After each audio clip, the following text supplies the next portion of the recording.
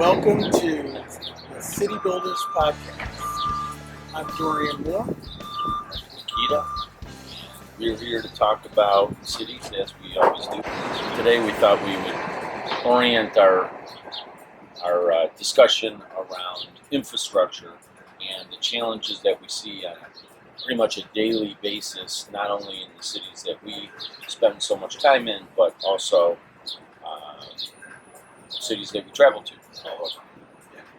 Because when you start to look at the urban environment and you see as many as we have, there are just things that pop out to you as you're walking through a neighborhood or you're walking through a downtown district.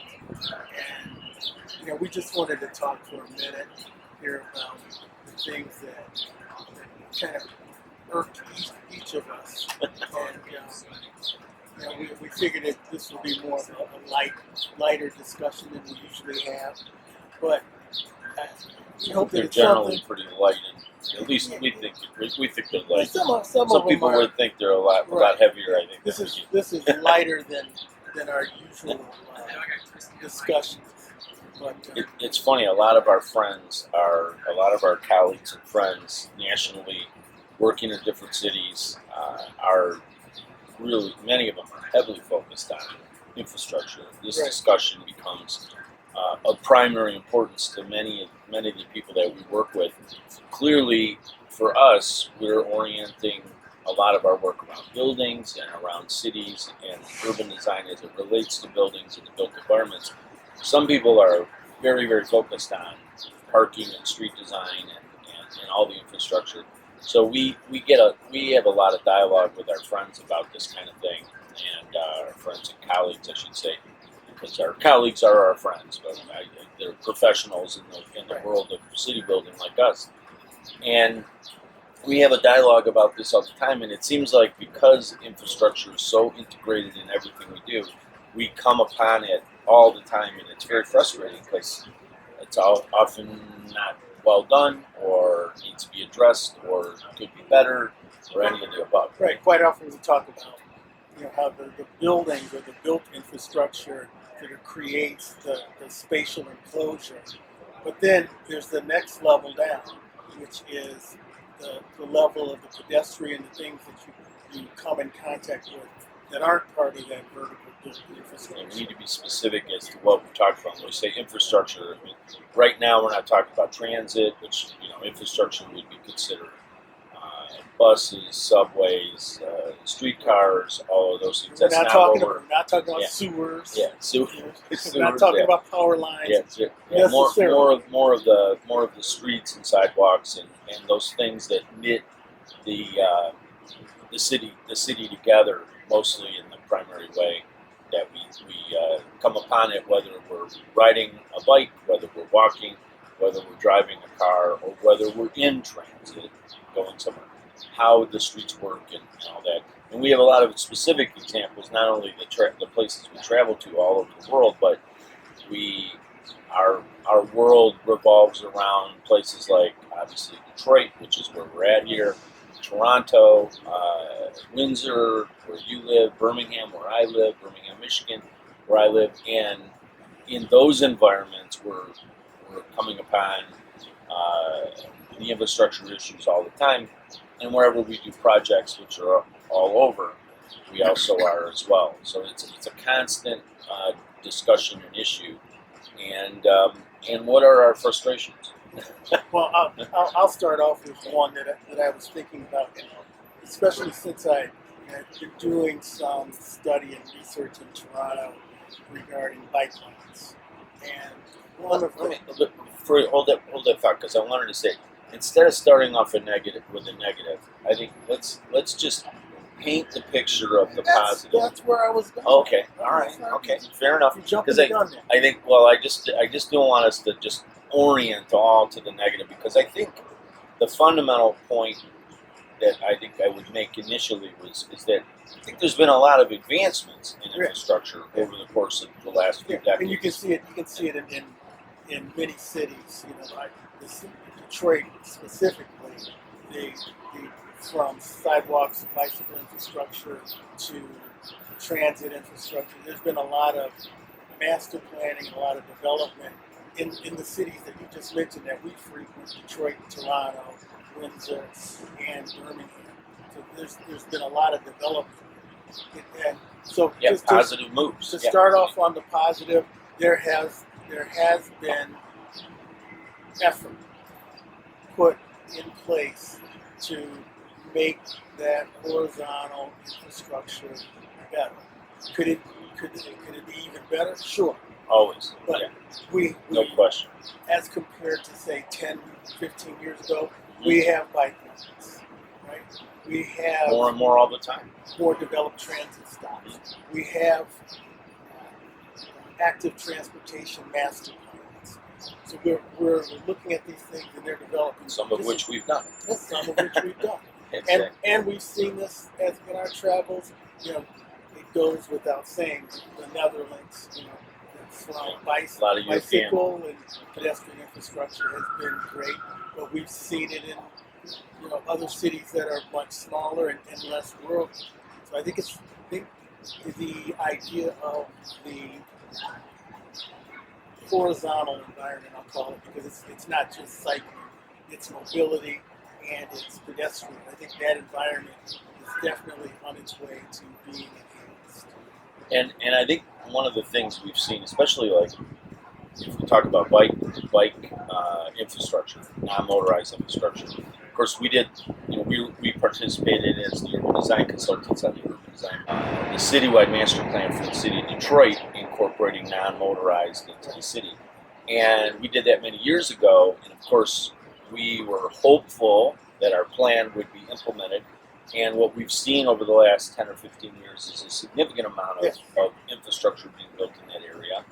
I think we've noticed in Toronto an incredible amount of enhancements. And I remember a few years ago where St. George, if you remember that St. George redevelopment, which was only for a mile or two or something like that, and that was a significant influx. And then there was the Sherbourne one that was done, and those were sort of very few and not much at all. And then it started to accelerate, and I think COVID is another sort of element that we found has really increased that. So I guess there's been a lot of positives more, and I think it kind of pushed us over to the do edge. more and for cities to embrace it. So I think it became an option. And especially I was talking about Toronto earlier, because it's the fact that what I've noticed is multiple kinds of infrastructure. I'm going to talk about bikes just to start off. Multiple kinds of infrastructure, from shared spaces with cars, dedicated bike lanes, separated bike lanes at grade, bike lanes separated from sidewalks, integrated into sidewalk infrastructure. So I've seen a number of different ways of approaching bicycle lanes. And one of the things that I think is important about it is I was one of those people early on, it's true confession time, that felt that biking should just be accepted into the normal habit of using a street. Cars beware. And what I've found in studying and really riding a bike myself is that, especially in North America, we need these dedicated lanes and this dedicated infrastructure in order to get this bike culture to be ingrained. Maybe someday it won't be needed as much, because one of the things that tends to happen is that the streetscape or the street space, I'll say, tends to get cluttered. Yeah, the sort of temporary infrastructure and the long-term sort of challenges or the changes that are made to define the bike paths. Obviously, people are concerned about adding bike paths where you can get doored, which is one of the complaints, that having a non-motorized path next to parked cars where doors can open into the bike path, that's a big complaint. You sort of question whether that's really better to have it versus not having it. or is it actually worse because you're encouraging people to bike directly adjacent to potential door openings? Right. So I think there's a lot of questions to that. It's one of the complaints that we sort of see when we see the path being done, but being done in that way. Experienced infrastructure, biking infrastructure professionals, a number of them that are, our colleagues and friends would say it's absolutely the wrong thing to do because you're encouraging a dangerous situation. So there's a lot of ways that I think this is the biking infrastructure in North America is a kind of an evolving. You could say it's in its early stages. I mean, we're by no means where the Netherlands and Denmark and some of the countries in Europe are. We're far from that, but we're moving in the right direction. And I think just accommodating it, signage, accommodating striping on streets, encouraging that is really getting us in the right direction. And I think it'll just be a matter of time before we're probably going to be much more like, say, the Netherlands 15, 20 years ago. Yeah. Sad to say, but I mean, even the Netherlands 20 years ago was pretty amazing compared to by our standards today. But we're getting there, Now, So, that being said, to the topic at hand, and staying with bike lanes, one of the things that kind of jumps out at me and kind of irks me in bicycle infrastructure is when bike lanes just vanish, terminate into nothing, leaving the bicyclists to find their own way from point A to point B. When you do bicycle infrastructure, you've got to make it continuous from destination to destination, or from destination to transition at least, in order for it to even be safe. So I think that's it's funny how bike lanes can just stop and sidewalks can just stop. But streets don't ever seem to stop. Right. They always go somewhere. I mean, there's an occasional dead end, but it's signed very well, and it's usually at the end of a street that's but you're not just driving along in a car and all of a sudden, well, there's no more street. Yeah. So it's funny how the sort of second class citizens, if you will, of the bikers and the pedestrians are just left to go on their own when that happens, and it's happened plenty. I mean, I know there's neighborhoods not far from where I live that there are numerous sidewalks that just end, and they become grass, and it's like, what do you do? And it's ridiculous. So, and it should be a priority to try to fix that, but there isn't, of course. And then the bike lanes are the same way. So that's one. Please hit the like button, subscribe, and share the channel with friends and colleagues. And then you have the endless discussion, which I'm very a strong advocate for, is this whole biking on the sidewalk issue. Which, of course, I almost literally this morning, as I went out for my urban workout, I almost was run over by a biker in front of my house. Like, literally, if I would have moved a foot faster than I was picking something off the ground, and I was right at the edge of the sidewalk, all of a sudden I heard this, whoosh, what the heck? And then I looked, and it was a biker zooming by on the sidewalk in front of my house. And I could have been hurt, actually, probably notably hurt if I moved in the wrong direction. And this is the endless discussion. People won't be riding on the sidewalk if the streets are safe. True. But you also can't create an unsafe environment on the sidewalk because the streets aren't safe. So now the sidewalks aren't safe either because you're now encroaching, from a biker who should be on the street to on the sidewalk, and then now you pedestrians have to, concern themselves being run over, especially in high-density, walkable downtown environments or urban districts, like where we're at now. And you add on top of that scooters. And then there's the whole scooter thing, which is a whole different. Where do they fit into this mix? And that's a big challenge. So those are some of the things that the resolution isn't clearly there. I think the general idea is that the scooters, we don't know where they should go right now. Right. For the most part, they should be in the street, not on the sidewalks, especially as fast as many of them go. Bikes on the sidewalks are very dangerous. So I think it's a matter of, right now, while we're trying to build an infrastructure in North America on the sidewalks or on the streets for these different mobility units. In the meantime, we have to sort of play this kind of commonsensical thing. Like, okay, maybe you're on the street when you feel like it's a safe enough environment where cars are slow. Like where we're at here, this is a very safe place to ride a bike on the sidewalk. Cars, the traffic isn't significant. It's slow. I mean, we haven't had that many cars go by as we've been sitting here. It's a slow traffic when it does come. It's a limited traffic. So you can ride a bike here safely. I just seen a number of bikers come by here in just the last few minutes. It's totally safe. Yeah. So why put them on the sidewalk when now you're encroaching on the pedestrians? But then in areas that are further away from urban areas, downtowns, urban districts, maybe that's where there's less pedestrians and there's a sidewalk, and that's where you bike on the sidewalk until there is, in a designated street condition where the bikes go. I mean, I think there's some common sense that has to come into play where we haven't built the infrastructure quite yet for all pedestrian bikers and cars. So we're going to have to kind of, work with it. Yeah. I think that's... And just obey the rules as they are. Right now, you're supposed to ride a bike in the street. Yeah, technically that's what you're 12 supposed to do. 12. Right. So In an urban district, you walk the bike.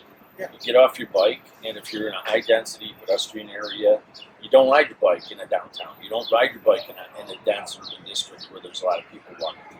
You get off the bike and you walk like everybody else, right. Or you ride in the street. And if you don't feel comfortable in the street, then walk on the sidewalk. I mean, it's common sense, but of course, we can say that all we want. Yeah. But the reality is, people are going to do a whole lot of things that aren't so common. But these are the kinds of things that we see all the time, and there are solutions that are reasonable to address, the ability for us to sort of move forward in a safe manner, but still accommodating these things.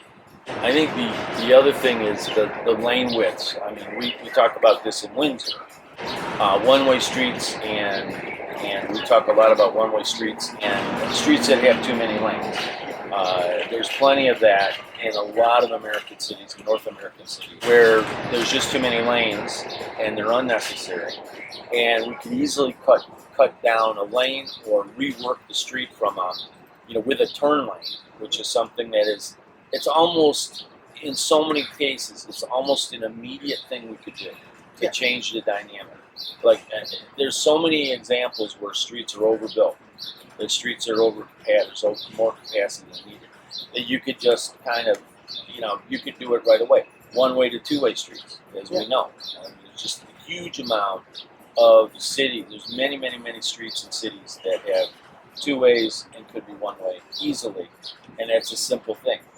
And then narrower lanes. I mean, it's common that we see 12-foot lanes, but we know that in urban environments and slower environments, 10-foot lanes will work, and they'll work fine. And actually, they work better to slow the traffic down. So these are all the things that we know work. We see it when it's done, that they're successful, but yet there's so many places that aren't doing it. So that's one of our frustrations, is the actual ability to see these things implemented, which is, of course, one of the big challenges. Yeah. And what does it take to do that, right? Right. It's a lot of them are easy fixes, and if you look at a lot of these one-way streets, we could turn them two-way, and we also can provide parking on a lot of them where they don't have parking. A lot of situations, like even right close to us, where we could utilize a little bit more parking on some of the one-way streets, and that'll be good for business, that'll be good for people walking, that'll be good for any kind of outdoor cafe type environment, to give you that separation from traffic going by. So there's a lot of advantages to things. Right. Yeah, we just talked about parking on streets and how it's a big advantage for a lot of reasons. multiple reasons, and there's sort of a loose thinking that says, oh, we shouldn't be parking on the streets, and yet there's so many advantages to it that it's something that needs to be, you're going to take parking out the street, you need to think about it very carefully, because I think it's one of the things that has a lot of advantages, hidden advantages actually. A lot of people don't realize how much they actually help, like you said, the connection to businesses, the ability for people to park in front of businesses or close by. The more parking, which is always helpful in a business district, and that separation is important, and it slows traffic. So there's all these sort of check marks that are positive. The other thing, a couple more things that come to mind that I think are easy ones, but they're frustrating to see when they're not done. Because we just wanted to kind of throw a bunch of things out there and talk briefly about sort of just infrastructure in general. And I guess the things we talked about are perfect examples of what are sort of the easiest, top of mind kind of simple ones. And two others are relative to crossing streets. So one is crosswalks. We should have more crosswalks in general. There seems to be mid-block crossings and more crosswalks, and crosswalks on all four corners. This idea that you get to a corner and there's no crosswalk here, but there's one over there, so you're supposed to cross once and twice to get across when you should just cross there. And what do people do? They cross anyway. Right. So you're crossing in an unsafe environment because you'll cross where there isn't a crosswalk. Right. And so it's not only is it illogical, it won't be adhered to, and it's unsafe. So put crosswalks everywhere.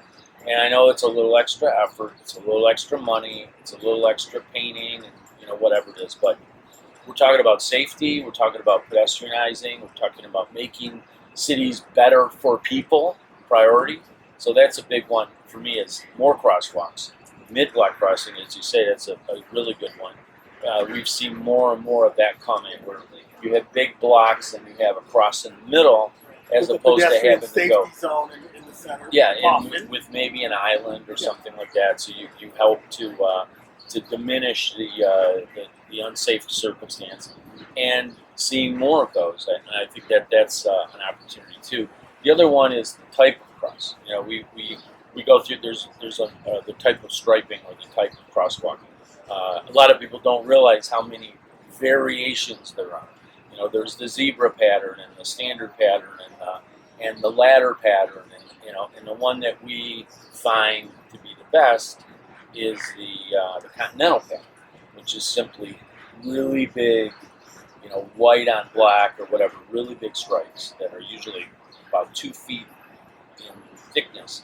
Very evident for both, obviously, the driver of cars or whatever vehicles, and the pedestrian. We know where to walk. We know where, and that's it. That's another one. A lot of cities don't have good signaling in that regard. They don't have they don't have the best possible crosswalk conditions, and making it a standard.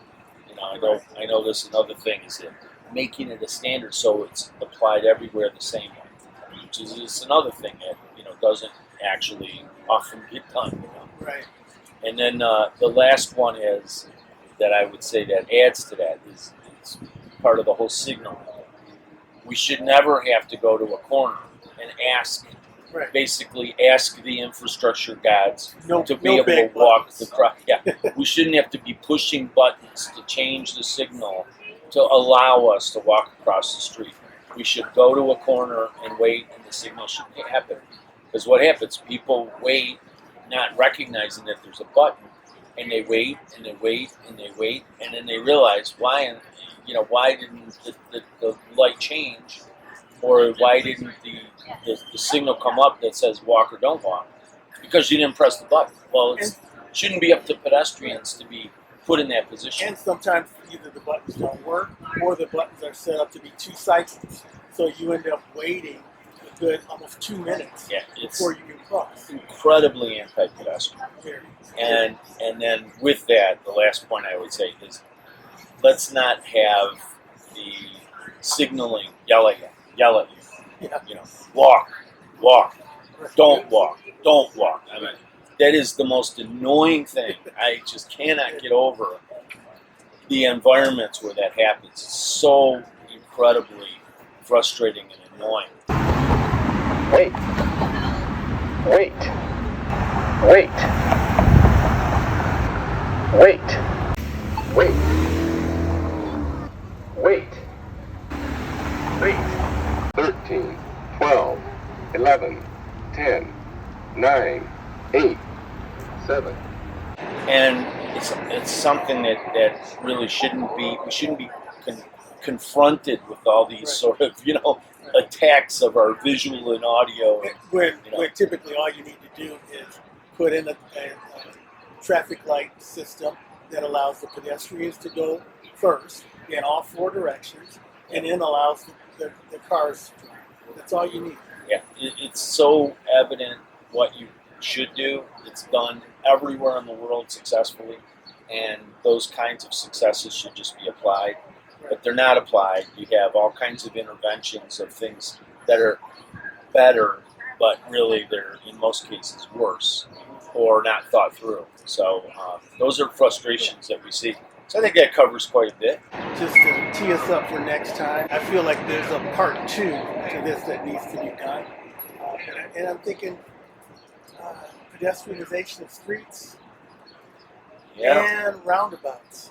I'd like to talk about those. Yeah, let's talk about roundabouts, and of course, pedestrianizing streets. That's a good one. We can definitely have some fun with that one.